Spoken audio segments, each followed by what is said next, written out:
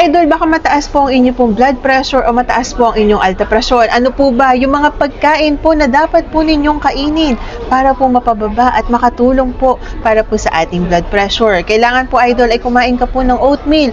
Base po sa American Heart Association, ng oatmeal po napakaganda po sa ating katawan. Kayang-kaya po magpababa ng ating po mga bad cholesterol. Pangalawa, kumain ka po ng avocado, Idol. Naglalaman po ito ng potassium at saka po ng magnesium. Nakakapagpaganda ng tibok ng ating pong puso. Kumain ka po ng saging dahil mataas din po ito sa potassium.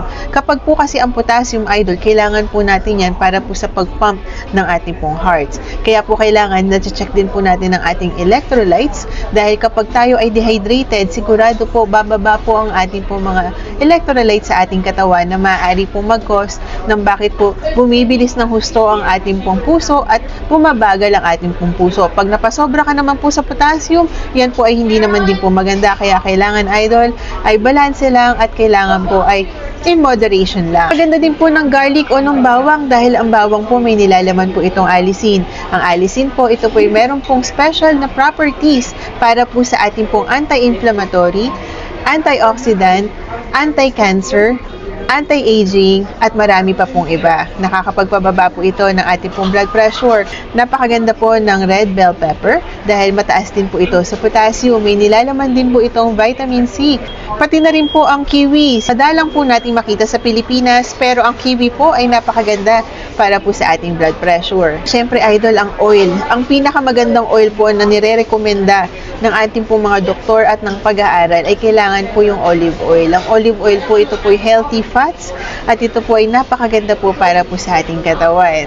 Ganon din po, Idol, ang low-fat yogurt dahil ito po ay nakakapagpababa ng ating po mga bad cholesterol. Kailangan po, Idol, ay may disiplina po tayo. Kailangan po kumain ka po ng healthy diet, mag-exercise ka po araw-araw para po mas ma-maintain mo na mababa ang inyo pong blood pressure. Ang normal po na blood pressure ay dapat nasa 120/80. Kapag tumaas ka na po dyan, Idol, ay mag-ingat ka na lalo dahil kapag po ito ay sumobrang taas, katulad po ng 180/120, ibig sabihin, ikaw po'y kandidato na magkaroon po ng stroke anytime, Idol. Kaya po, Idol, ingatan po natin ang ating kalusugan, pahalagahan ng sarili, magkaroon po ng disiplina. Ako po si Ate Nix na handang maghatid ng impormasyon para po sa ating kalusugan. Magandang buhay, mga Idol!